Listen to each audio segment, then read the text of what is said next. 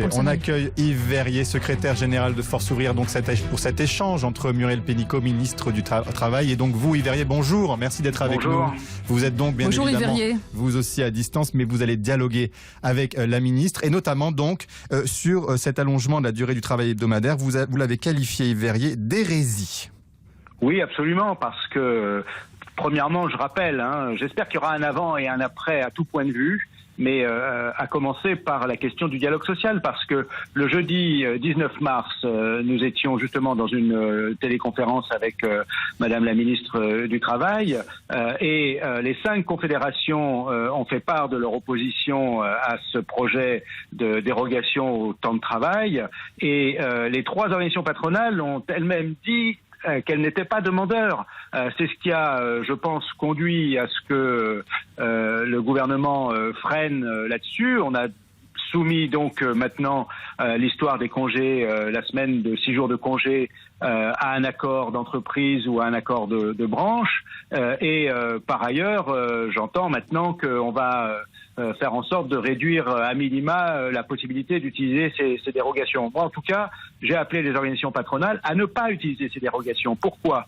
Parce que dans les entreprises, justement, et je voudrais le dire quand même, tous les salariés des secteurs qui sont indispensables à la population aujourd'hui ne se sont pas arrêtés, ils se sont mobilisés dès le départ, sans protection. On parle beaucoup des caissières, c'est vrai par exemple des agents des entreprises de nettoyage qui nettoient par exemple les hôpitaux. La ministre va vous répondre, parce que vous appelez donc à ce que les entreprises n'appliquent pas ces dérogations. Comment vous réagissez, Muriel Pénicaud ? Oui, mais justement, attendez, je voudrais juste préciser une chose.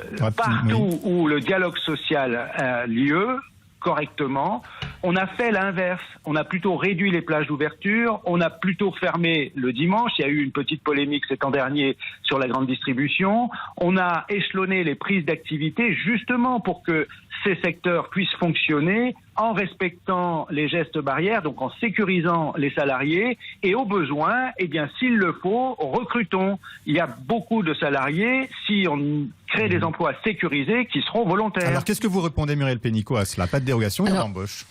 Je réponds à Yves Verrier, que je salue, qu'on s'en est parlé, tous ensemble plusieurs fois, que moi, ce que je vois sur le terrain, c'est que dans la grande majeure partie des cas, c'est exactement ce que dit Verrier, le sujet n'est pas de travailler plus, on travaille moins, et d'ailleurs, je dirais même, il faut travailler autrement et moins, on ne peut pas attendre la même productivité, la même rentabilité que d'habitude, c'est pas raisonnable, dans un contexte où il y a une partie des salariés qui est en arrêt maladie ou qui garde ses enfants, donc là aussi, il faut quand même raison garder. Donc dans la grande majeure partie des cas, le sujet n'est pas du tout le temps de travail, au sens travailler plus. Il y a quelques cas, et je m'en suis expliqué, et d'ailleurs j'écoute ce que disent les partenaires sociaux, la preuve c'est ce qu'on a, on a modifié l'ordonnance sur les congés payés. Oui, mais vous ne répondez pas, monsieur Verrier. Si, je réponds. Non, parce qu'il vous dit pourquoi ne pas prendre des intérimaires, pourquoi ne pas avoir des CDD là où la durée du travail, au lieu d'augmenter la durée du travail hebdomadaire. Eh bien, partout où on peut le faire, il faut le faire, mais il y a des sujets où il y a des compétences particulières. Je vais dire par exemple les respirateurs. On est en train de fabriquer des respirateurs. C'est un peu technique. C'est pas sûr qu'un intérimaire qui arrive la demi-journée soit capable de le faire. On ne fera pas de compromis sur la qualité du respirateur. Et donc, si pendant une semaine ou 2, on doit travailler plus dans ces entreprises qui vont faire des biens essentiels pour la nation pendant, encore une fois, à une durée très courte, et ça va être peu de décrets dans peu de secteurs et de façon très ciblée. Je pense qu'à ce moment-là, tout le monde le comprend. Je pense que d'ailleurs beaucoup de salariés le comprendront et accepteront d'aller travailler en étant d'ailleurs plus rémunérés. Et ça sera parcimonieux.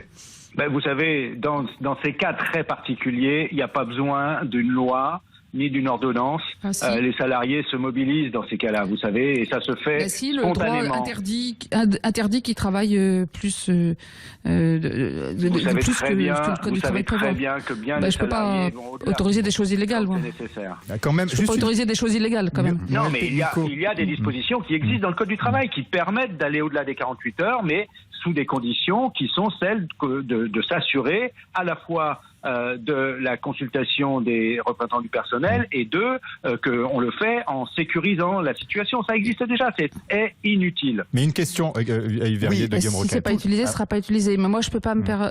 Yves Verrier, je crois je connais votre sens du service public qui est très fort. Imaginez qu'on n'arrive pas à produire assez des choses qui sont essentielles pour les hôpitaux ou l'alimentaire dans les semaines qui viennent. Je crois qu'il faut se garder la possibilité de le faire. Ça va être dans peu de cas, pour une durée très limitée. Les salariés de tous ces secteurs-là sont mobilisés à fond. Et je suis d'accord avec ça. Pour les personnels de santé comme pour ceux-là. On dit la même chose, mais il faut leur permettre de travailler plus. Vous savez, dans les hôpitaux, ils comptent par leurs heures en ce moment. Guillaume Roquette. Il faudra s'en souvenir. Yves Verrier, toujours dans les règles mises en place pour gérer cette crise, il y a une modification de la façon dont sont organisés les congés payés. Est-ce que vous seriez prêt à une diminution des congés d'été, à un effort spécifique pour faire repartir l'économie une fois que le confinement sera terminé ? Mais premièrement, on est loin de savoir quelles seront les conditions d'une reprise et à quel moment on sera dans ces conditions de reprise. Ensuite, ça va dépendre de beaucoup de secteurs d'activité. Ça va être différent d'un secteur d'activité à un autre. Ça va être différent d'une entreprise à une autre, même dans le secteur d'activité, parce que on ne sait pas exactement ce dont on aura besoin. Est-ce que on aura des gens malades, pas malades? Donc, on le voit. Ça doit se discuter par secteur? Mais oui, tout ça, ça se discute. Le dialogue social doit l'emporter. Et quand le dialogue social a lieu, les choses se passent très bien. Muriel Pénicaud, qu'est-ce que vous répondez à cela? Les syndicats vous disent, et Yves Verrier en particulier, vous ne les avez pas suffisamment consultés. Alors, je partage avec Yves Verrier, je le répète tous les jours, que le dialogue social est essentiel dans l'entreprise d'abord. Pour les questions de protection des salariés, c'est quand même là qu'il faut le plus, avec les guides qu'on fait, avec les orientations qu'on donne, mais c'est là qu'il faut les mettre en place au niveau des branches, qui ont un gros travail là-dessus aussi et qui contribuent à fixer tous ces repères. Et puis au niveau professionnel et interprofessionnel national. C'est l'objet de tous les débats qu'on a. Je crois que pour la reprise, on n'en est pas encore là, mais il faut la préparer en même temps. C'est pour ça d'ailleurs que dans les ordonnances qu'on prendra dans quelques jours, le dernier train d'ordonnances, on va permettre la possibilité de financer sur les fonds du ministère du Travail, comme le chômage partiel, aussi la formation prise à 100%. Mais est-ce que vous allez les associer davantage, par exemple, sur la date jusqu'au 31 décembre? Voilà, ce que prévoit les ordonnances, c'est jusqu'au 31 décembre, l'allongement de la durée du travail. Est-ce que vous irez jusqu'au 31 décembre ou est-ce que vous allez en discuter avec les syndicats? C'est pas... Le sujet est lié strictement à la crise sanitaire. Ces mesures exceptionnelles du Code du travail, elles sont pas pérennes. Elles sont transitoires, elles sont liées à la crise sanitaire.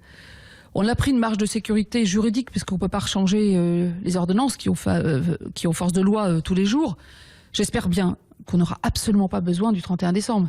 Mais s'il y a un regain, dans le pire des scénarios, de l'épidémie à l'automne, on peut avoir une difficulté. Je pense qu'en fait, ça va durer, c'est vraiment pour les semaines qui viennent et dans des secteurs très précis. Alors, Yves Verrier, qu'est-ce que il faut toujours prévoir, vous savez, le gouvernement, on a une responsabilité de prévoir le meilleur, de préparer le meilleur et de prévoir le pire. Donc, c'est pour ça qu'on a mis le 31 décembre. Alors, Yves Verrier, est-ce que vous êtes rassuré par ces explications de Muriel Pénicaud sur cette date butoir du 31 décembre? Mais encore une fois, vous l'avez compris, nous étions opposés et nous restons opposés à ces ordonnances qui ont vocation à déroger sur le temps de travail. Donc je pense que le message a été largement compris et en tout cas exprimé et j'espère qu'il sera entendu. Encore une fois, nous pensons qu'elles ne sont pas utiles et moi j'appelle encore une fois les employeurs à privilégier la négociation collective.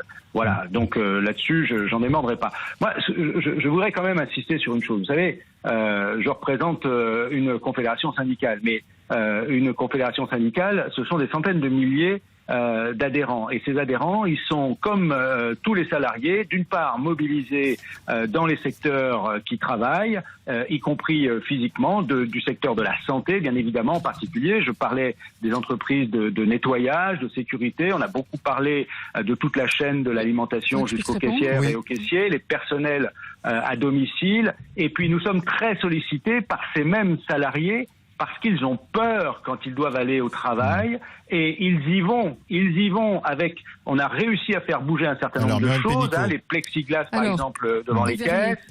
On va laisser répondre Muriel Pénicaud. Là-dessus, on est totalement d'accord, je l'ai dit tout à l'heure, avant, moi je comprends complètement les salariés qui ont peur, qui ont la boule au ventre. Et notre devoir collectif, c'est de mettre en place toutes les mesures de protection.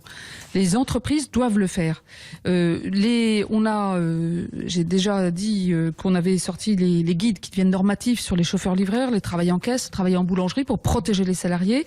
Dans les jours qui viennent, vont arriver les guides sur le secteur agricole, sur la surveillance et la sécurité, sur les activités de propreté qui sont extrêmement importants aussi, sur les services funéraires, sur lesquels il y a des véritables inquiétudes, sur la distribution de carburant et la réparation des automobiles, sur la maintenance avec tous les risques sanitaires, type plombier, ventilation, sur les cuisiniers, sur l'aide à domicile, sur les services à la personne, sur les ambulanciers, sur la logistique, les activités de banque d'assurance et le bâtiment. Donc oui, travaillons, continuons, on accélère toutes ces protections. Il ne faut pas qu'il y ait un seul salarié qui ne se sente pas protégé. Chacun qui doit aller travailler doit être protégé. Merci Verrier d'être intervenu dans ce grand jury.